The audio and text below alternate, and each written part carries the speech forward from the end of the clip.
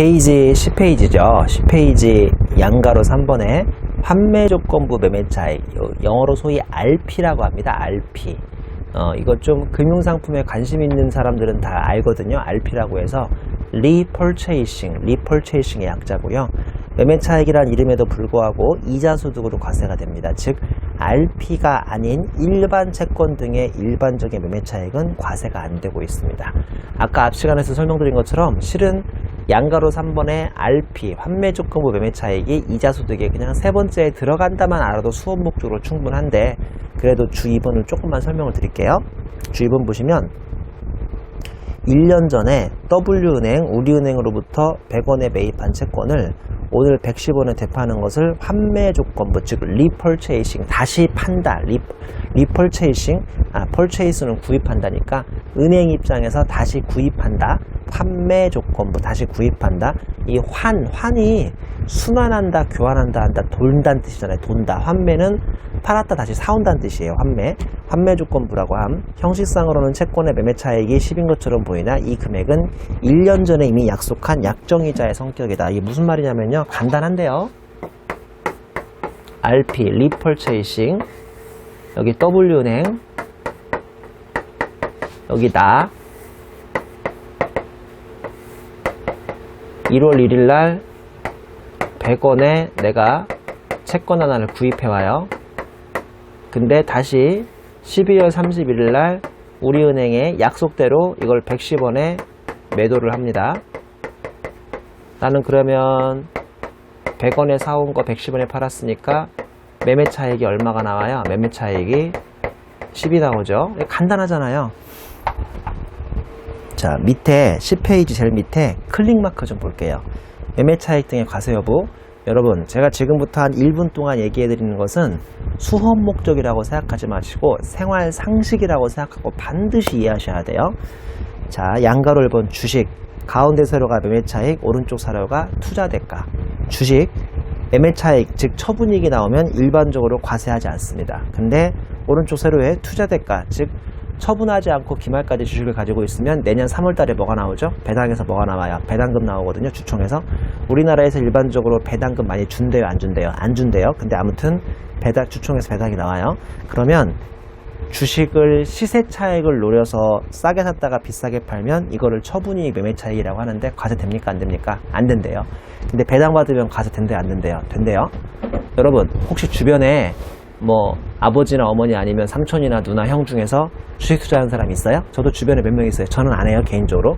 우리나라에서 주식을 투자하시는 분들이 싸게 사서 비싸게 팔라고 주식을 투자합니까? 가만히 가지고 있다가 내년 3월 달에 배당 받으려고 투자합니까? 뭔 소리인지 알죠? 전자입니까? 후자입니까? 대부분 전자입니다. 전자. 소위 시세 차익을 노리고 하고 있어요. 우리나라에서 주식으로 돈 땄다는 사람을 주변에서 별로 본 적도 없지만, 왜냐면 돈을 많이 잃으니까. 근데 주식에서 우리나라에서 돈 따면 세금 낸대요? 안 낸대요? 안 낸대요. 제가 이거 생활 상식이라고 꼭 기억하라고 그랬잖아요. 기억하세요? 근데 오른쪽 세로에 배당 받으면 이거 세금 내고요. 양가로 2번도 마찬가지인데 이것도 몰랐죠? 채권의 경우도 싸게 사서 비싸게 팔면 이거 매매 차익이라고 하는데 과세하지 않는데요. 근데 오른쪽 세로에 투자 대가라고 해서 채권을 올해 연말까지 가지고 있으면 액면 이자라는 게 나오죠. 그거는 이자 소득으로 과세가 된답니다. 여러분 혹시 주변에 채권 투자하는 사람이 있어요? 저는 없어요. 왜냐면 채권 투자는 상당히 안전적인 이자를 노리고 하는 할아버지, 할머니들이 주로 많이 하시거든요. 좀 연세 좀 지긋하신 분이거나 아니면 아주 안정적인 투자자들이 하고 있어요. 채권 투자는 싸게 사서 비싸게 팔라고, 즉 시세 차익을 노리고 하게요? 아니면 안정적인 이자 받으려고 하게요? 이자 받으려고 하는 거거든요. 그러니까 대부분 오른쪽 세로입니다. 투자 대가입니다. 자, 무슨 말씀이냐? 결론을 말씀드리면 주식을 사든 채권을 사든 시세 차익을 노릴 수도 있고 대가, 투자 대가를 노릴 수도 있는데 시세 차익을 노리는 것을 매매 차익이라고 해서 우리나라에서는 과세를 하지 않아요. 특히나 주식의 매매 차익을 과세하지 않는 이유는 주식시장 활성화를 위해서 그런다고 합니다. 근데 오른쪽 세로에 있는 거기에 대한 대가, 1년 동안의 대가인 배당이나 이자는 각각 배당소득이나 이자소득으로 과세를 하는 겁니다. 저는 옛날에 공부할 때 수업 목적으로 왜 금융소득이라고 해서 이자와 배당을 같이 배우는지 참 이해가 안 됐어요. 왜냐하면 우리가 현실적으로 좀 더 자주 보는 게 이자니까요, 배당이니까요. 이자는 자주 보는데 배당은 볼 일이 별로 없거든요. 근데 이게 왜 같이 배우나 했는데, 보다시피 주식 투자해서 대가 받으면 배당, 채권 투자해서 대가 받으면 이자기 때문에 얘는 거의 사촌지간이나 마찬가지입니다. 거의 그래서 얘네들을 금융소득이라고 부르고 있죠. 생활상식이라면 1분만 설명하면 된다고 했는데 거의 3분을 설명했네요. 양해해 주시기 바랍니다. 다시 말씀드리지만 여기 주 1번부터 주 6번까지는 그렇게 뭐 꼭 중요한 건 아니지만 그래도 설명은 드리고 있습니다. 결론적으로 매매차익은 과세가 안 되는데, 요 환매조건부 매매차익은 왜 과세되죠? 다시 이제 본론으로 들어와서 양가로 3번 환매조건부 매매차익도 내 입장에서 우리은행이 1월 1일 날 100원에 나한테 내가 산 채권을 1년 후에 12월 31일 날 파는 건데, 이건 왜 과세되냐고요. 왜 과세되냐면 얘는 형식적으로는 채권의 매매차익인데 매매차익이 아니에요. 우리은행은 1월 1일부터 나에게 100원에 팔 때부터 이미 나랑 약속해줬거든요. 임성종 씨, 당신이 1년만 가지고 있으면 내가 12월 31일 날 다시 110원에 되사주겠습니다. 그럼 한마디로 이거는 1년 동안 내가 10원의 매매차익을 본 게 아니라 1월 1일부터 우리은행과 내가 약속되어 있는 약정이자입니다. 약정이자. 그래서 말만 매매차익이지 이건 약정이자의 성격이 있다 보니까 이자소득으로 과세가 됩니다. 이렇게까지 정확히 알면 100점 만점인 거예요. 이렇게까지 알 필요도 없는데 다시 내용을 볼게요. 양가로 3번 매매차익이라는 이름에도 불구하고 이자소득으로 과세가 됩니다. 즉 RP가 아닌 일반 채권은 일반적인 매매차익은 과세가 안 되고요. 얘만 이자소득으로 약정이자이기 때문에 과세가 되고 있습니다. 양가로 4번 단기 저축성 보험차익인데요. 자, 이것도 그냥 제목만 정확히 이해하시면 돼요. 단기여하고 저축성 보험차익이 되는데, 내용을 조금만 보시면 보험기간이 10년이면 10년 미만이어야 합니다. 수험 목적으로 헷갈리게 나오는 경우가 있는데, 보험기간이 12년인 저축성 보험차익 같은 게 시험에 나오면 이거 계산 문제 집어넣어야 돼요. 집어넣으면 안 돼요. 집어넣으면 안 돼요. 10년 미만일 때만 이자소득이고요. 뭐 12년짜리, 15년짜리는 과세가 되지 않고 있기 때문에 이자소득이 아닙니다. 10년 미만. 그리고 저축성 보험의 보험차익만 과세가 돼요. 여러분들이 알고 있는 보험은 다 보장성 보험이에요. 예전에 왜 이순재 아저씨가 그 야동순재 아시죠? 그 케이블 TV에 광고 나와서 묻지도 따지지도 않고 막 이런 거 나왔잖아요. 오늘은 뭐 상담만 하는 날 AIG 띠링띠링 뭐 이런 거 있죠. 이게 다 저축성 보험이라고요, 보장성 보험이라고요. 이건 다 보장성 보험입니다. 저축성 보험은 여러분들의 직장생활 하면 언젠가 가입할 텐데요. 저는 뭐 나도 가입이 돼 있든가. 그러니까 저축의 성격과 보험 성격에 같이 있는 거예요. 그러니까 돈을 매달 뭐 10만원, 20만원씩 불입해가지고 5년 동안 불입하는데, 5년 동안 사고 없으면, 뭐 일반적인 보장성 보험은 5년 후에 한 푼도 못 돌려받는데, 저축성 보험은 사고 없어도 뭐 일정 금액을 돌려줍니다. 근데 저축성 보험은 왜 저축성 보험이냐면, 내가 5년 동안 10만원씩 예를 들어서 뭐 1000만원 냈다고 쳐요. 그러면 5년 후 만기에 1001만원, 즉 내가 지금까지 불입한 금액보다 조금이라도 더 나오면 그게 이제 저축성 보험이 되는 거예요. 여기까지만 아시면 돼요. 자, 옆 페이지 보시면 11페이지 주 3번 보시면 보험차익 대한 과세라고 해서 양가로 1번 저축성 보험이고 양가로 2번 보장성 보험입니다. 보장성 보험은 참고만 하시라고 집어넣는데, 꼽표시 1번 보시면 보장성 보험이란 만기에 환급되는 보험금이 납입보험료를 초과하지 않는 보험을 말한다. 제가 말씀드렸잖아요. 5년 동안 뭐 예를 들어서 10만원씩 한 1000만원 넣었는데 5년 후에 사고 없어도 1001만원, 즉 초과해서 나와요. 1002만원, 1003만원 나오면 저축성 보험이고, 그게 아니라 거의 없어져 버리거나 아니면 얼마 안 나오면 보장성 보험입니다. 양가로 이번에 보장성 보험부터 먼저 해볼까요? 반가로 1번 사업 관련한 보장성 보험은 사업소득이고요. 반가로 2번 사업 무관하면 과세 제외입니다. 자, 무슨 말씀이냐면, 내가 5년짜리 자동차 보험은 1년짜리구나. 아무튼 보험을 가입했는데 지금까지 한 2년 동안 한 100만 원밖에 보험료 안 냈는데요. 이번에 큰 사고가 나가지고 1000만 원이 보험금으로 타먹었어요. 그러면 이게 참 웃어야할지 울어야할지 모르겠는데 표정관리 들어가셔야죠. 아픈 거는 가슴 아프지만 100만 원밖에 안 냈는데 1000만 원이 나왔으니 소위 보험 차익으로 무려 900만 원을 벌었잖아요. 이거에 대해서 우리나라에서 과세 시킨다 안 시킨다? 안 시킨다니까 이런 거는요. 지금 내가 병원에 다리 부러져가지고 깁스하고 누워있는데 나한테 국세청에 나와서 당신 지금까지 100만 원밖에 안 냈는데 1000만 원 나왔다면서요. 900만 원 빨리 세금 내세요 하면 정말 짜증이 나겠죠.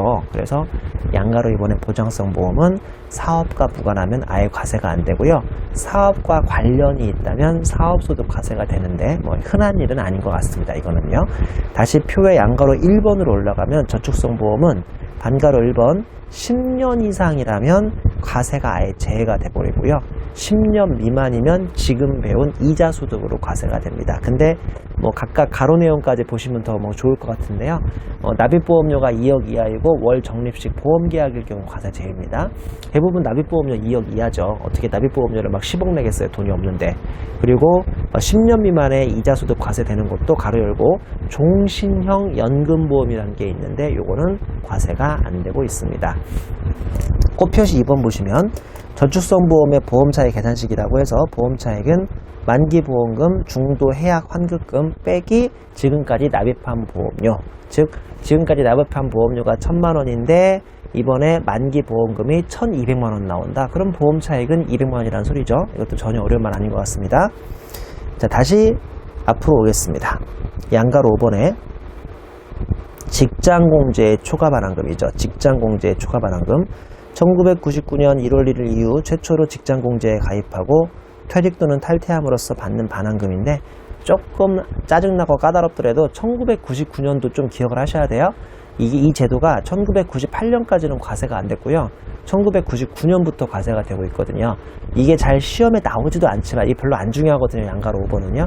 시험에 나오지도 않지만 혹시나 나온다면 99년과 98년 이전 이후로 뭐 문제를 좀 함정을 만들 수도 있어요. 근데 요새 2015년이니까요. 98년 이전에 가입했다고 하면 벌써 한 20년 전 얘기 아닙니까? 그래서 웬만하면 99년 이후 가입으로 문제를 낼 텐데 아무튼 98년하고 99년은 기억을 하셔야 합니다. 자, 이거는 주 4번에서 나오니까 주 4번으로 한번 가볼게요. 12페이지인데요. 우리 주 4번 가기 전에 11페이지에 참고가 있죠. 이 표는 제가 정말 같이 안 할 거거든요. 같이 안 할 거니까 나중에 이해독 할 때 그냥 잠 안 올 때 그냥 한번 쭉 읽어본다고 생각하시면 됩니다. 이거는 제가 아예 강의를 안 합니다. 주 4번 보시면 자,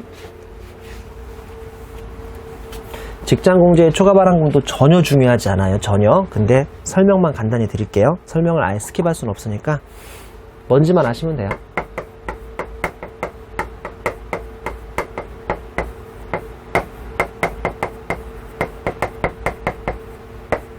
자, 공식이 어떻게 되냐면 직장공제의 반환금 빼기 납입공제료예요.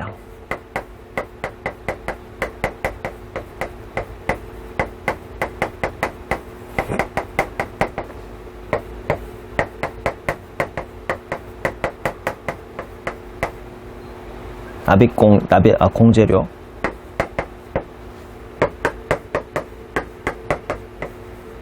혹시 상조에 들어봤어요? 요새 뭐 보람상조 이런 거 유행하잖아요. 현대상조. 그런 상조회 말고 직장상조회라고 있어요. 직장상조회. 직장상조회 들어봤어요? 그러니까 내가 월급이 300만 원이라고 쳐요. 300만 원이면 여기서 실제로 이것저것 차감하거든요. 다 배우는데 우리 이거 소득세 배워요. 뭐 소위 4대 보험이라고 해서 근로소득, 연금소득 그런 것, 뭔 소리야. 국민연금, 건강보험 이런 것도 차감하고요. 또 뭐를 차감하냐면 소위 상조, 직장 상조금, 상조회비라는 걸 차감을 해요. 한 1, 2만 원밖에 차감 안 해요. 한 달에. 예를 들어서 2만 원이라고 쳐. 2만 원.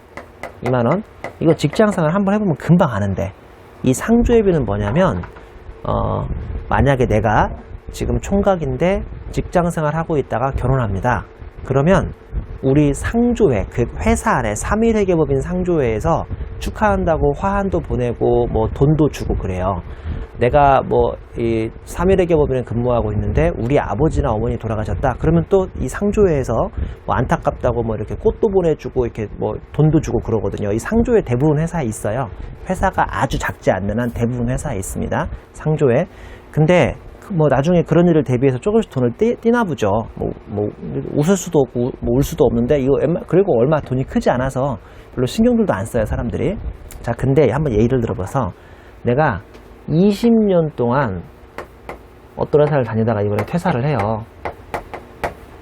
근데 지난 20년 동안 상조회비를 1년에 100만 원씩 떼었어요. 100만 원이면 좀 세다. 1년에 100만 원이면 한 달에 뭐 한 8만 원씩 떼었나 보지? 이렇게 많이 안 떼이지만 그러면 1년 동안이면 내가 지금 2천만 원을 떼인 거잖아요. 2천만 원. 이게 바로 납입공제료예요. 내가 지난 20년 동안 2천만 원 떼었다고요. 근데 상조에서 연락이 오기를 야, 당신 같은 사람은 처음 본다. 어떻게 직장생활 20년 할 동안 결혼도 못해. 아버지 어머니도 안 돌아가셔. 아무튼 지난 20년 동안 내가 우리 회사 직장 상조에 돈을 2천만 원을 떼기만 했지 한 번도 혜택을 본 적이 없죠. 말하면서도 참 좀 허술하다. 이런 케이스가 없거든요, 실무에서. 자, 그러면서 내가 당신 같은 사람 처음 본다. 2천만 원 냈는데 한 번도 상조회비를 쓴 적이 없다, 당신은. 그래서 이번에 반환금을 3천을 주마, 3천을. 그러니까 퇴직하면서 오히려 3천만 원을 받아요. 참 웃어야 돼요, 울어야 돼요. 그러면 오히려 1,000만 원이 초과 반환금이 있잖아요. 초과 반환금. 초과 반환금. 내가 지난 20년 동안 2천만 원 떼었는데 20년 후에 퇴사하는데 당신은 쓴 적이 없다면 3천만 원을 주니 오히려 초과 반환금이 얼마입니까? 1,000만 원이죠? 1,000만 원? 이거 한마디로 뭐 친 거예요? 이자 친 거 아니야? 이자 친 거? 그래서 직장공제 초과 반환금은 이자 소득이라고요. 아유, 참 오랫동안 설명했다. 이렇게까지는 시험에 절대 안 나옵니다. 여러분이 알고 있으면 좋을 것 같아가지고 설명을 드리는 거예요. 자, 한번 읽어볼게요. 주 4번. 직장공제의 초과 반환금이라고 해서 뭐라고 나와 있냐면 직장공제의 반환금 빼기 납입공제료입니다. 즉 지난 수년간 납입한 금액보다 이번 반환금액이 더 크다면 그만큼 이자가 붙은 것으로 본다는 거죠. 꽃표시는 올해 개정됐는데요. 한번 읽어볼게요. 직장공제의 초과 반환금을 분할하여 지급받는 기간 중 추가로 발생하는 이익은 일반 이자 소득으로 14%짜리로 과세가 됐으나 올해 1월 27일 이후 분할 지급받는 분부터는 직장공제의 초과 반환금에 포함하여 과세, 분할하여 지급할 때마다 반환금 추가이익에 대한 산출세액은 다음과 같이 산정함이라고 해서 분모분의 분자를 만들어 왔는데 이 공식까지는 설명을 안 할 거고요. 이거 출제 가능성은 매우 낮으니까 대신에 이 위에 있는 두 줄 작은 글씨가 무슨 말인지는 설명을 드릴게요. 이거는 말문제로 충분히 나올 수 있습니다. 무슨 말씀이냐? 자, 20년 만에 퇴사해가지고 지난 20년 동안 납입공제료가 2천만 원인데 당신처럼 한 번도 상조회를 못 받아간 사람은 처음 본다면 3천만 원을 주기로 했어요. 그러면 초과 반환금이 얼마예요? 1,000만 원이죠? 이거 이자 소득이라고요. 근데 이 웃긴 놈들이 이 회사가 죄송하지만 1,000만 원이 지금 돈이 없다. 돈이 없으니까 이걸 앞으로 10년 동안 나눠서 천천히 주겠다는 거예요. 웃긴 놈들이 주려면 한 번에 주지. 그래서 내가 뭘 했냐면 아니 지금 1,000만 원 주셔야지 10년 동안 내가 이거 언제 받냐. 그러면 10년 동안 이자까지 쳐줘라고 해서 이 1,000만 원의 초과 반환금에 또 10년간 이자 100만 원을 더 받기로 한 거예요. 이렇게 요구하셔야 돼요. 왜냐면 지금 받아야 내가 1,000만 원 받는 거지. 앞으로 천천히 10년 동안 받으면 내가 손해보니까 거기다 또 이자를 달라고 할 거 아닙니까? 자, 이렇게 직장공제의 초과 반환금을 한 번에 못 받고 천천히 앞으로 10년 동안 분할받아서 받는 바람에 이자 100만 원을 더 받은 걸로 가정합시다. 이 빨간색 100만 원 이자는 작년까지는 무슨 이자로 받답니까? 일반 이자로 받대요. 14%짜리로. 14%짜리가 무슨 말인지는 뒤에 나오니까 조금만 참으세요. 근데 올해부터는 이렇게 추가로 받는 100만 원도 어디에 넣어버리기로 했죠? 직장공제의 초과 반환금에 넣어버리기로 해서 작년까지는 이런 경우에 직장공제의 초과 반환금은 1,000만 원, 일반 이자는 100만 원이었는데 올해부터는 직장공제의 초과 반환금이 그냥 다 이자 1,100만 원으로 한 번에 과세가 되고 있습니다. 이게 뒤에 과세 문제가 조금 달라요. 일반 이자하고 직장공제의 초과 반환금은 과세 문제가 조금 다르니까 지금은 정확히 이해는 못 하시더라도 아무튼 다시 한번 강조하자면 이 1,000만 원을 한 번에 받으면 되는데 10년 동안 준다면서 늦게 준 게 미안하다고 이자를 100만 원 더 주면 작년까지는 요거는 직장공제의 초과발행금 이자, 요거는 일반 이자인데 올해부터는 그냥 1,100만 원이 다 직장공제의 초과발행금 이자입니다. 이걸 왜 알아야 한다? 왜냐면 두 개가 약간의 과세 방식이 다르기 때문에 이걸 기억하시면 나중에 좀 편합니다. 다시 앞으로 오시죠. 양가로 6번, 10페이지 양가로 6번입니다. 비영업대금의 이익이죠. 비영업대금의 이익. 주 5번 보시면 대금, 대여금 활동이 비영업인 경우에는 이자소득임, 즉 대금 활동이 사업성이 있으면 사업소득 중 금융업에 해당함이라고 되어 있습니다. 비영업대금의 이익입니다. 주 5번, 12페이지 와보시죠. 주 5번, 이자소득은 필요경비가 인정되지 않으므로 이자소득 총수익 금액은 이자소득 금액이 돼버립니다. 즉 사업활동 성격이 있는 대금업의 경우는 필요경비가 인정이 되나 비영업대금의 이익에는 필요경비가 없음에 유의하라고 되어 있죠. 이건 또 무슨 말씀이냐면요. 이것도 간단하게만 기억하시면 됩니다.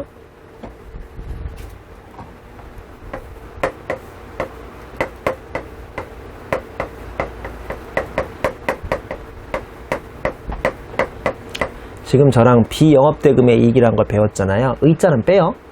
그냥 비영업대금 이익이라고 칩시다.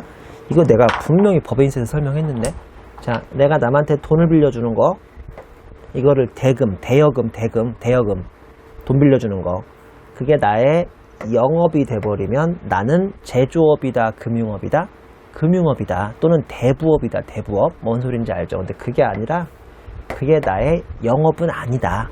이걸 비영업대금의 이익인데요. 그러니까 쉽게 얘기해서 은행업이 돈 불려주는 것은 영업대금의 이익, 즉 금융업이 되는 거고, 삼성전자 같은 제조업이나 도매업, 소매업 하는 다른 업종들, 일반 업종이 남한테 돈 빌려주고 받는 것은 비영업대금의 이익이라고 부릅니다. 그러니까 쉽게 얘기해서 삼성전자가 자기 종업원이나 아니면 자기 계열사, 자기 자회사한테 100억 빌려주고 연말에 4, 5억 정도 이자 받는 게 비영업대금의 이익입니다. 제 말이 맞습니까? 아니죠. 왜냐하면 지금 우리는 소득세를 배우고 있기 때문에 삼성전자가 빌려주면 안 돼요. 그거는 법인세잖아요. 그러니까 한마디로 그 임성종 씨가 자기 누나나 자기 동생이나 뭐 자기 형한테 돈 좀 빌려주고 이자 받는 것을 비영업대금의 이익이라고 하는데, 여러분 잘 생각해 보세요.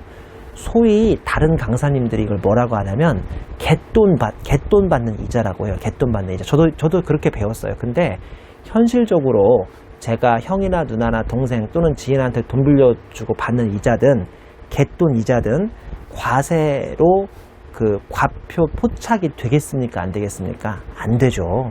그러니까 갯돈을 받아서 비영업대금으로 이자 낸다는 건 솔직히 현실에서 말도 안 돼요. 그리고 저도 우리 지인한테 제가 돈을 빌려준 적도 없지만 돈 빌려주고 이자 받는 것도 실은 그게 국세청에서 잘 과표 포착이 안 됩니다. 그래서 비영업대금 이익은 현실적으로 뭐 그렇게 자주 현실에서 등장하진 않는데 수업 목적으로는 대단히 중요하다니까요. 이게 수업 목적으로 앞으로 정말 책에 많이 나오거든요. 그래서 비영업대금 이익은 잘 기억하셔야 돼요. 자, 근데 뭐가 문제냐?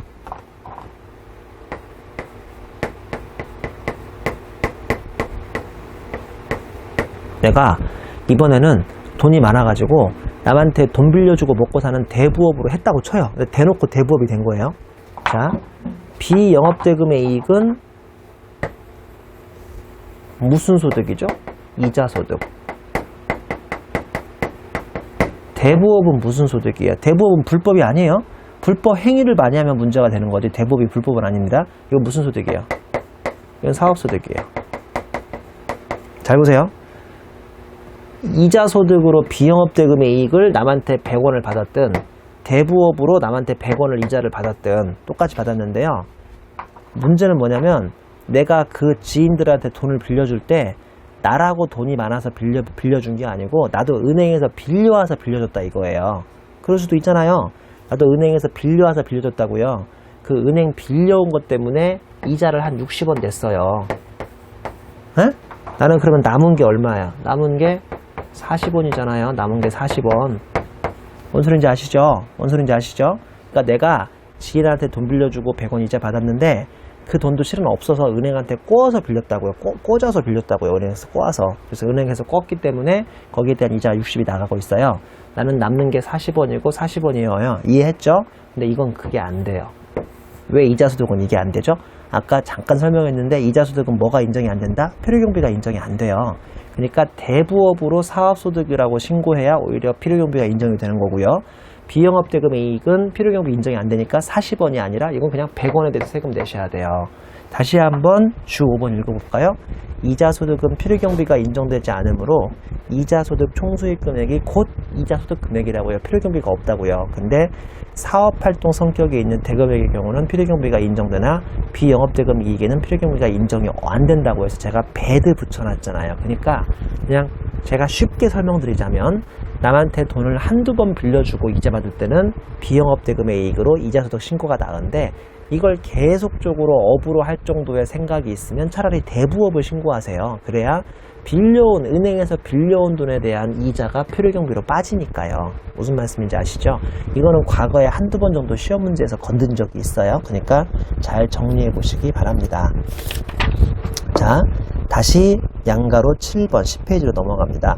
소기업 소상공인 공제부금 발생 소득이라고 했는데 주 6번 향후 해지 시 환급금이 지금까지 납입액을 초과한 경우 이것도 이자친 걸로 봅니다. 아까 직장공제의 초과 발행금하고 거의 유사한 로직이죠.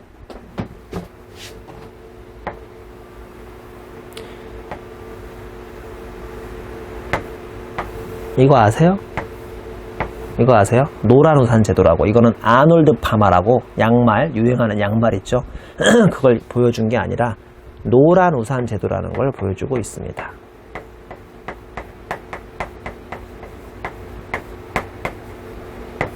갈수록 중요성은 떨어지죠. 왜 갈수록 중요성은 떨어지느냐?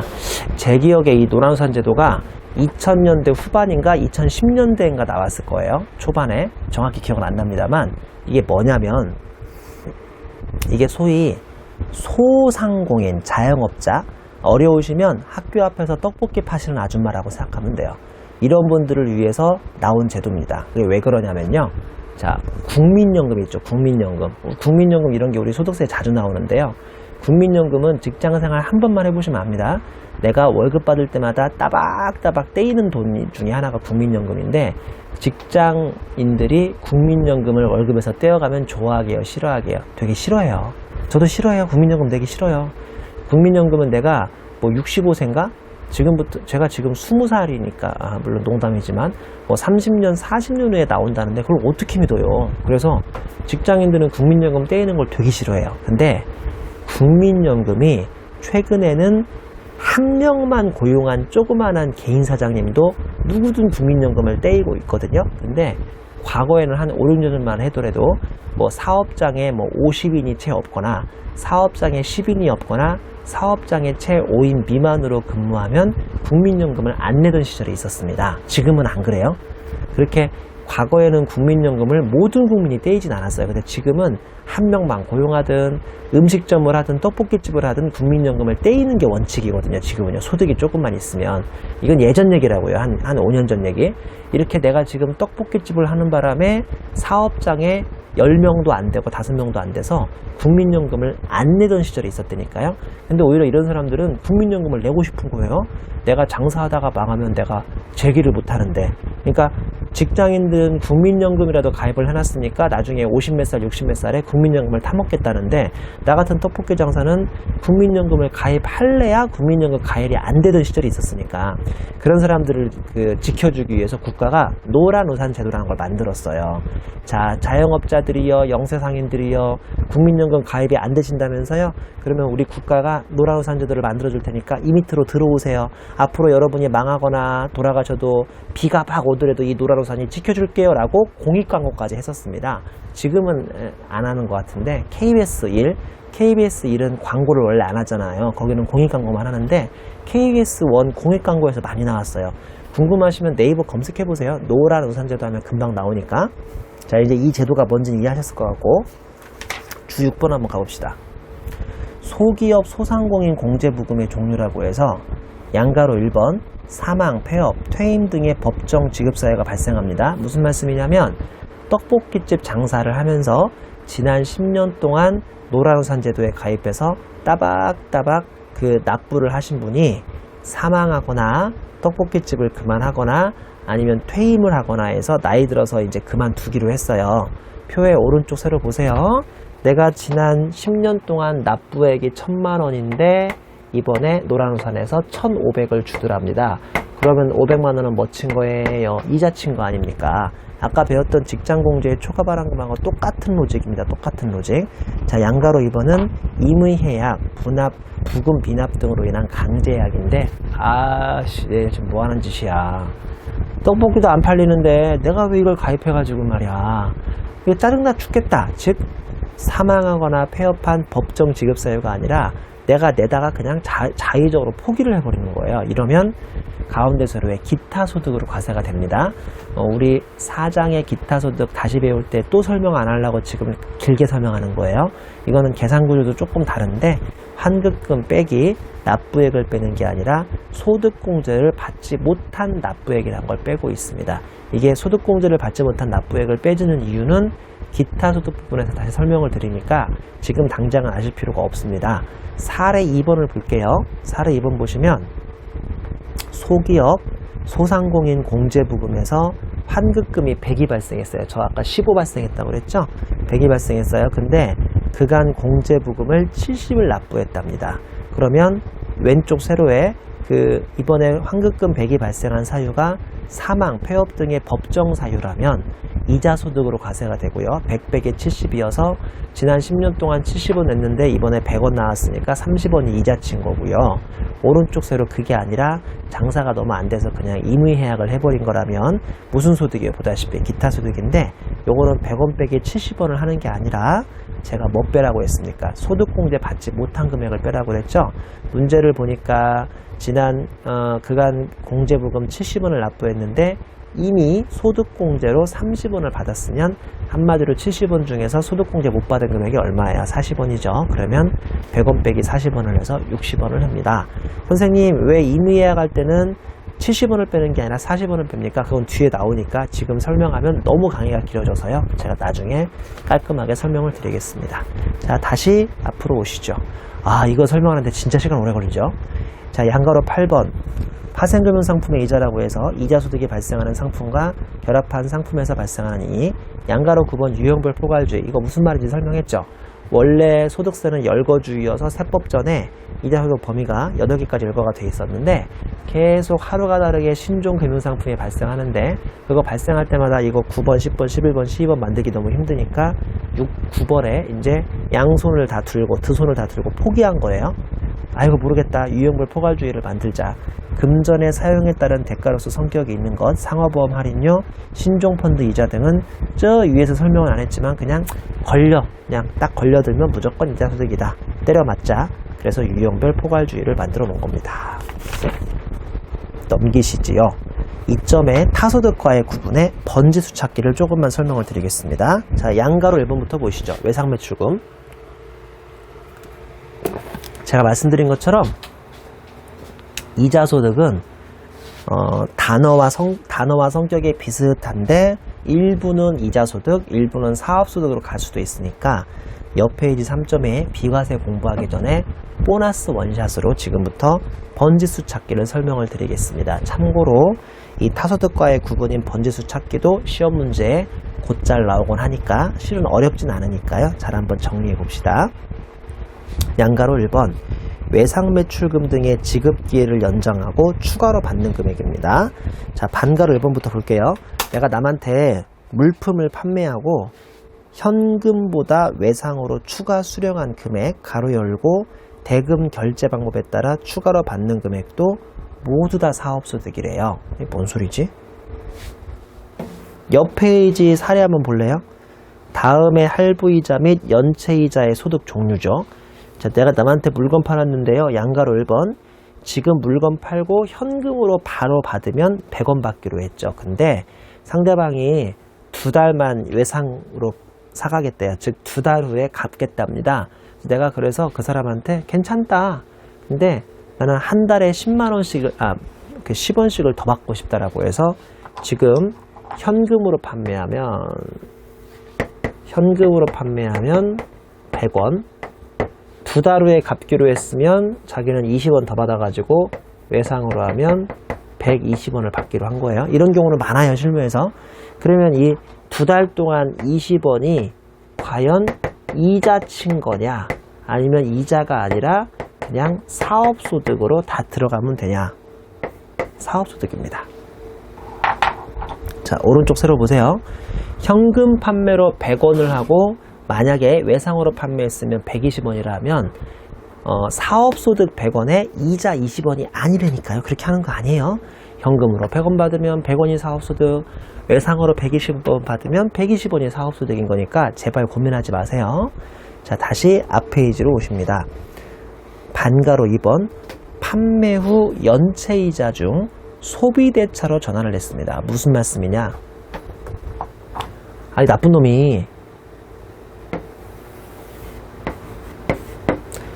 2달 후에 갚기로 했는데 실제로 돈이 없다며 이거 석 달 후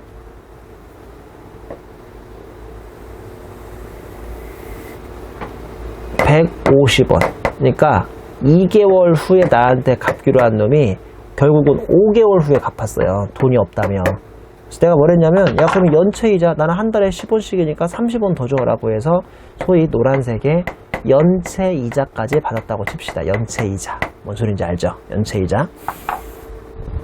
자, 양가로 2번, 사례 양가로 2번 보세요. 사례 양가로 2번 옆 페이지. 제품 외상기간을 연장한 다음에 연체이자 30을 더 받았어요. 근데 소비대차라는 걸로 전환하면 얘는 30원은 이자가 맞아요. 이건 사업소득이 아니에요. 그 다음에 양가로 3번, 제품의 외상기간 연장 후 연체이자 40을 더 받았습니다. 이거는 6달 만에 갚았나 보죠. 근데 얘는 소비대차라는 걸로 전환을 하지 않았으면 얘는 또 사업소득이래요. 뭔 소리지? 자, 다시 정리해드려요. 100원 받고 현금으로 팔면 당연히 사업소득, 2달 외상기간을 더 주면서 120원으로 외상으로 팔면 20원이 이자다, 이자 아니다? 이자 아니다. 근데 문제는 뭐냐면 상대방이 연체를 해버렸어요. 즉 2달 만에도 못 갚고요, 5달 만에 6달 만에 갚아버리니까 거기 연체이자가 30원이나 40원이 더 붙어요. 이거는 소비대차라는 걸로 전환하면 이자소득, 소비대차로 전환하지 않으면 여전히 사업소득이랍니다. 선생님, 소비대차가 뭡니까? 그거 알 필요 없는데, 소비대차는 내가 남한테 100원, 120원 받기로 한 게 물건 팔고 받은 외상매출금의 대가가 아니라 소비대차는 대여금으로 전환이 된다는 소리입니다. 대여금으로. 즉 내가 남한테 돈 받기로 한 이유가 물건 팔았기 때문이 아니라 대여해 준 거예요. 대여해 준 거. 거기에 대한 대가를 받는 걸로 바꾸는 걸 소비대차라고 하는데, 대여금에 대해서는 원래 뭐가 붙을 수 있으니까, 이자가 붙을 수 있으니까 소비대차로 전환되는 순간 이자소득 과세가 되고 있고요. 그 다음에 다시 앞에 이론 설명으로 오시면, 자, 반가로 3번, 판매 후 연체이자 중 소비대차 미전환분이라면 사업소득. 아까 말씀드렸죠. 마지막으로 가로 보시면 단, 처음부터 사업과 관련이 없었다면 이거는 기타소득이 되어버립니다. 이게 사례 4번인데요. 토지 양도로 인한 미수금 중 회수기간 연장 후 연체이자 50을 받으면 이거는 사업 관련성이 없어요. 토지는 사업 관련성이 없습니다. 그래서 기타소득으로 과세가 되고 있습니다. 자, 앞에 있는 표에 반가로 1, 2, 3번이 무슨 말인지 모르겠으면 뒤에 있는 사례로 보시는 게 더 쉬우니까 이 표와 사례를 왔다 갔다 하면서 한번 공부해 보시기 바라고요. 자, 그 위에 주에도 제가 설명해 왔죠. 외상매출금 등이 소비대차, 즉 대차, 대여금 또는 차입금, 소비대차를 대여금, 차입금이라고 생각하면 되는데요.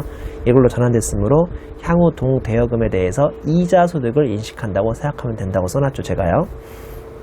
자, 다시 12페이지 마지막으로 양가로 2번, 손해배상금에 대한 법정이자죠. 반가로 1번, 계약의 위약 또는 해약을 원인으로 하는 손해배상금에 대한 법정이자는 기타소득 과세가 되는데, 이외에 기타 원인인 정신적, 물질적 피해 같은 거는 전혀 과세가 되지 않습니다. 그러니까 내가 어디 교통사고로 이 손해배상금 유자를 받는다거나 아니면 뭐 예를 들어서 이혼 같은 걸로 유자를 받으면 이런 건 아예 과세가 안 되고요. 계약의 위약이나 해약을 원인으로 받는 손해배상금 법정 이자만 기타 소득이 과세가 되고 있습니다. 계약의 위약 또는 해약의 손해배상금이 뭔지 아시죠? 내가 남한테 물건 100개 팔기로 했는데 물건을 다 만들어놨는데 상대방이 갑자기 나한테 안 사겠대요. 근데 계약서에 분명히 나한테 사간다고 돼 있거든요. 그러면 내가 손해배상금 내라고 하면 돼요, 그 사람한테. 그럼 그 사람이 계약의 위약 또는 해약을 원인으로 손해배상금과 이자까지 쳐서 주는데 그 손해배상금에 대한 그 법정 이자는 기타소득과세입니다. 이자소득과세가 아니에요. 자, 옆 페이지 3점 잠깐 볼까요? 비과세 이자소득의 구분입니다. 하나도 안 중요한데요. 양가로 1번 소득세법상은 공익신탁의 이익이라는 거 하나밖에 없고요. 양가로 2번 조세특례제한법상은 생계형 저축, 장기주식형 저축, 장기회사채형 저축, 비과세 제형 저축, 비과세 종합저축에서 발생하는 소득 등이 몇 개가 비과세가 되고 있습니다. 이게 제가 수업 목적으로 해서는 하나도 안 중요하다고 했는데 나중에 직장생활하고 실무하고 생활을 한번 해보시면 현실에서는 아주 소중하죠. 이런 거 하나라도 비과세 상품 가입하면 나중에 좀 절세가 되니까요. 참고로 비과세 제형저축이 얼마 전에 한 2년 전인가 바뀌었는데 연간급여 5천만 원 이하인 근로자 또는 종합소득금액 3,500만 원 이하인 사업자가 모든 금융회사에서 취급하는 적립식 저축을 연간 1,200만 원 한도로 7년 또는 3년을 연장할 수가 있어요. 그래서 10년까지 저축기간 동안에 가입하는 경우는 비과세라고 되어 있는데요. 이게 한 1, 2년 전에 바뀌면서 워낙 신문에서 많이 떠들어댔는데 수업 목적으로는 시험에서는 건들진 않더라고요. 그래도 혹시나 모르니까 표시로 만들어 왔으니까 참고해 보시고 또 4점의 이자소득의 수입 시기는 잠깐만 더 끊었다가 계속 강의를 진행하겠습니다.